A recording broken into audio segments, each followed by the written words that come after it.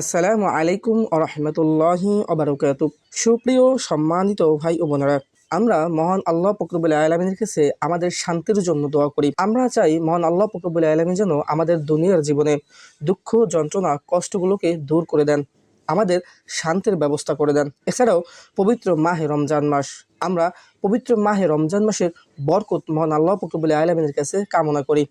আমরা জানি কখন কোন সময় দোয়া করলে আল্লাহ পাক রব্বুল আলামিন আমাদের দোয়াকে কবুল করেন। আমরা সবাই দোয়া করি সেই সময়গুলোতে যে সময় আল্লাহ পাক রব্বুল আলামিন আমাদের দোয়াকে ফিরিয়ে দেন না।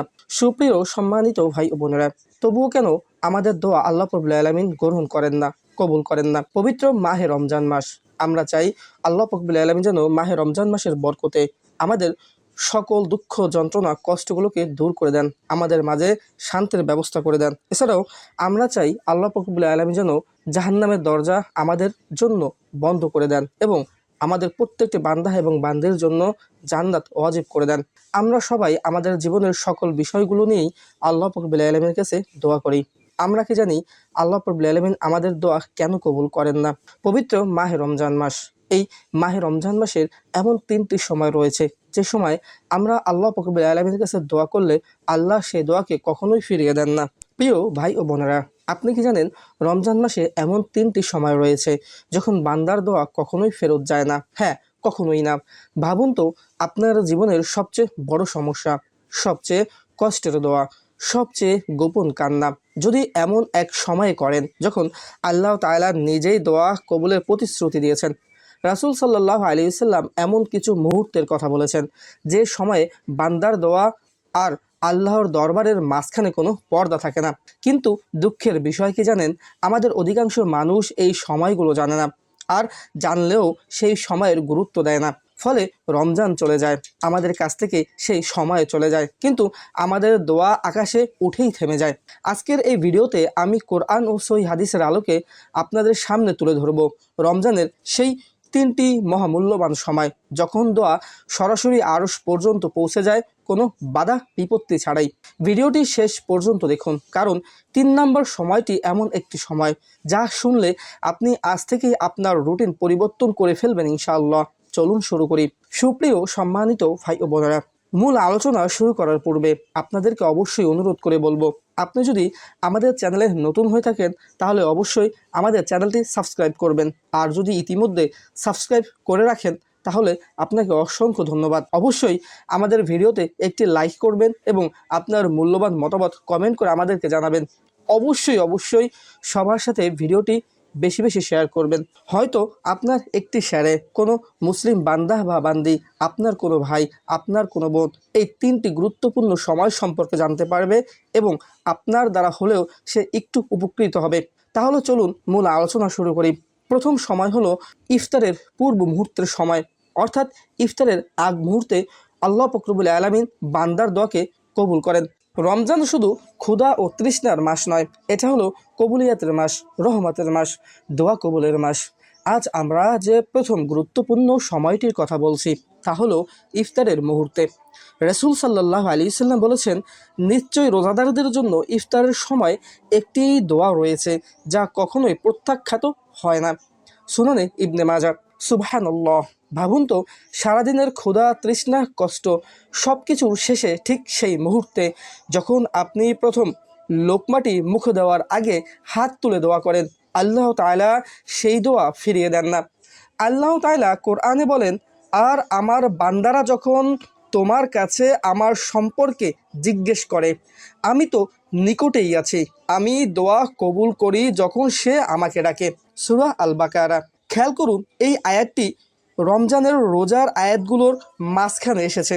আল্লাহ যেন আমাদের ইঙ্গিত দিচ্ছেন রোজার সঙ্গে দোয়ার গভীর সম্পর্ক রয়েছে, আর ইফতারের সময় সেই সম্পর্কের চূড়ান্ত প্রকাশ। আরেকটি হাদিসে রাসূল সাল্লাল্লাহু আলাইহি ওয়াসাল্লাম বলেন, 3 ব্যক্তির দোয়া কখনোই ফেরত যায় না: ন্যায়পরায়ণ শাসকের দোয়া, মজলুম ব্যক্তির দোয়া এবং রোজাদার যতক্ষণ না সে ইফতার করে, অর্থাৎ রোজাদারের ইফতারের পূর্ব মুহূর্তের দোয়া। তিরমিজি। অর্থাৎ ইফতারের ঠিক আগ মুহূর্ত পর্যন্ত আপনি আল্লাহর দরবারের বিশেষ মর্যাদায় থাকেন। কিন্তু আমরা কি করি? আজানের অপেক্ষায় আমরা খাবারের দিকে তাকিয়ে থাকি, মোবাইল স্ক্রল করি, ছবি তুলি, কিন্তু সেই সোনালী মুহূর্তে হাত তুলে দোয়া করি না? ভাবুন তো, যদি জীবনের সব চাওয়া, সব কান্না, সব না পাওয়া সেই 1 মিনিটে আল্লাহর কাছে খুলে বলেন, আপনার গুনাহ মাফ, রিজিক বৃদ্ধি, পরিবারের শান্তি, কবরের আযাব থেকে মুক্তি, সব কিছুই মহান আল্লাহ পাক রব্বুল আলামিনের কাছে চাইতে পারেন। ইফতারের সময় পড়তে পারেন এই দোয়া, আল্লাহুম্মা লাকা সুমতু ওয়া আলা রিজকিকা ওয়া আফতারতু। হে আল্লাহ, তোমার জন্য আমি রোজা রেখেছি এবং তোমারই রিজিক দিয়ে ইফতার করছি। কিন্তু শুধু মুখস্থ দোয়াই নয়, নিজের ভাষায় কাঁদুন, কারণ আল্লাহর হৃদয় ভাষা বোঝেন। আজ থেকে সিদ্ধান্ত নিন, ইফতারের অন্তত 2 থেকে 3 মিনিট আগে সব কাজ বন্ধ করে শুধু দোয়া করবেন। হয়তো সেই 1 মুহূর্তেই আপনার ভাগ্য বদলে দেবে ইনশাআল্লাহ। দ্বিতীয় সময় শেষ রাত অথবা তাহাজ্জুদের সময়। এখানে বিশেষ করে শেষ রাতের কথা উল্লেখ করা হয়েছে তাহাজ্জুদের সময়কে ইঙ্গিত করে। প্রিয় ভাই ও বোনেরা, রমজানের সেই সময়টির কথা এখন বলবো, যে সময় দোয়া কখনোই ফেরত যায় না, আর সেটি হলো শেষ রাতে তাহাজ্জুদের সময়। আল্লাহ তাআলা পবিত্র কোরআনে বলেন, আর রাতের শেষ প্রহরে তারা ক্ষমা প্রার্থনা করত। সূরা আস-জারিয়াত। আরেক জায়গায় আল্লাহ তাআলা বলেন, তারা রাতের কিছু অংশ ঘুমাতো আর শেষ রাতে ইস্তেগফার করত। সূরা আল মুজাম্মিল আয়াত 6। সুবহানাল্লাহ। লক্ষ্য করুন, আল্লাহ বিশেষভাবে শেষ রাতের ইবাদতের কথা উল্লেখ করেছেন। এবার শুনুন সহিহ হাদিসে সেই বিস্ময়কর ঘোষণা। রাসূল সাল্লাল্লাহু আলাইহি ওয়াসাল্লাম বলেছেন, প্রতি রাতের শেষ তৃতীয়াংশে আমাদের রব দুনিয়ার আসমানে অবতরণ করেন এবং বলেন, কে আছে যে আমাকে ডাকবে, আমি তার ডাকে সাড়া দেব। কে আছে যে আমার কাছে চাইবে, আমি তাকে দান করব। কে আছে যে ক্ষমা চাইবে, আমি তাকে ক্ষমা করব। সহিহ বুখারী ও সহিহ মুসলিম। ভাবুন তো, রমজানের রাত, চারপাশ নিস্তব্ধ, মানুষ ঘুমিয়ে, আর সেই মুহূর্তে আরশের মালিক নিজেই ডাক দিচ্ছেন, কে আছো?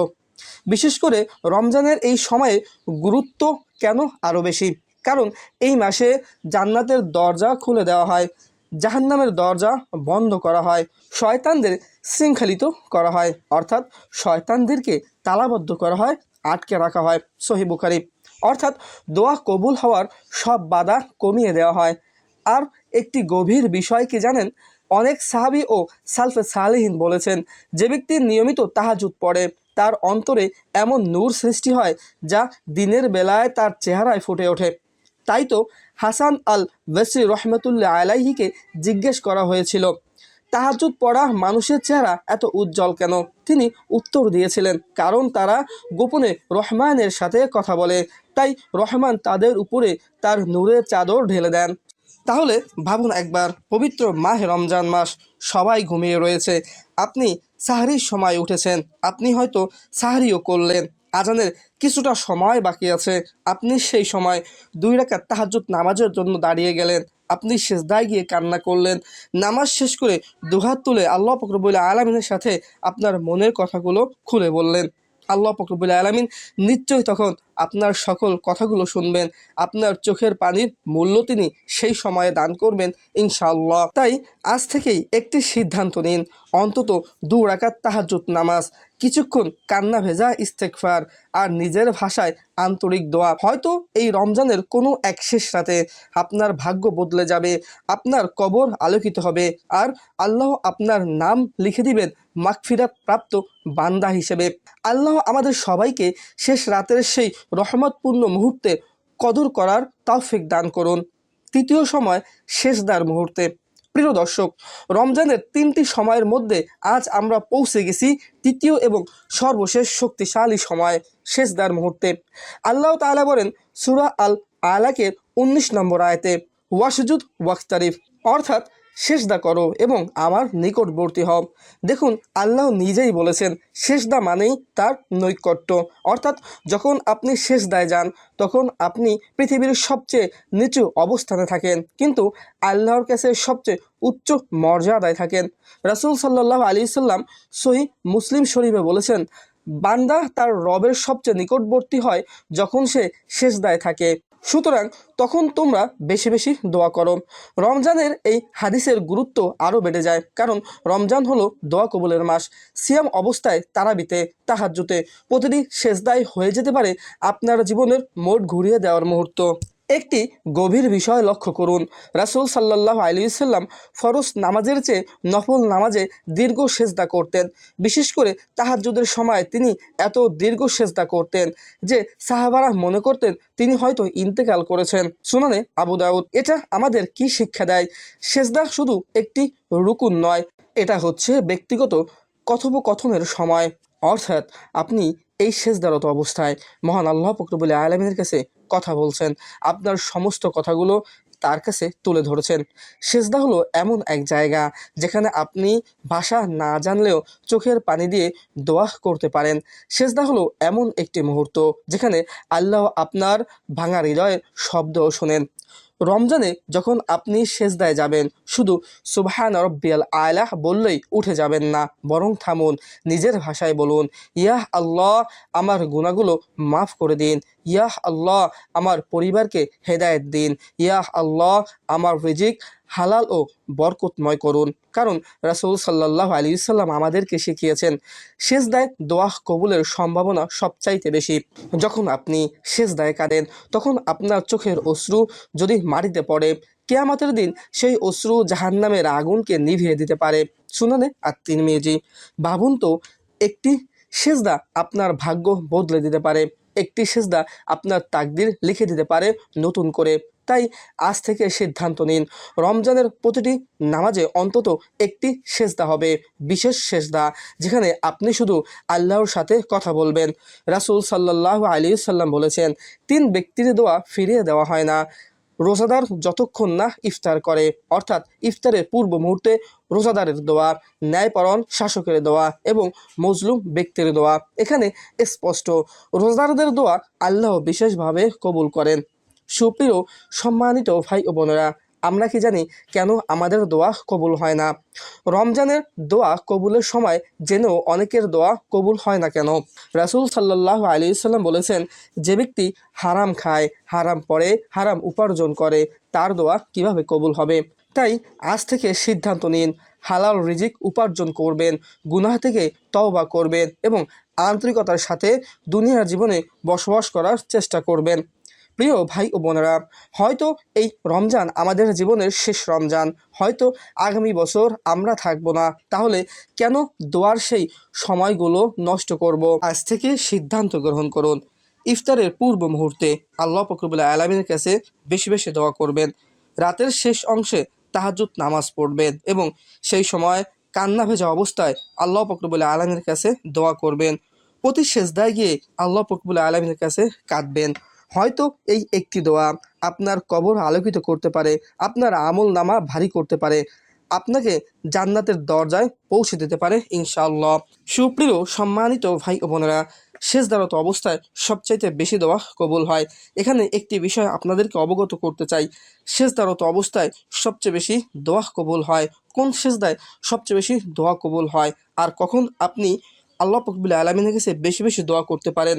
আল্লাহ পাক রব্বুল আলামিন আমাদেরকে 5 ওয়াক্ত নামাজ ফরজ করেছেন।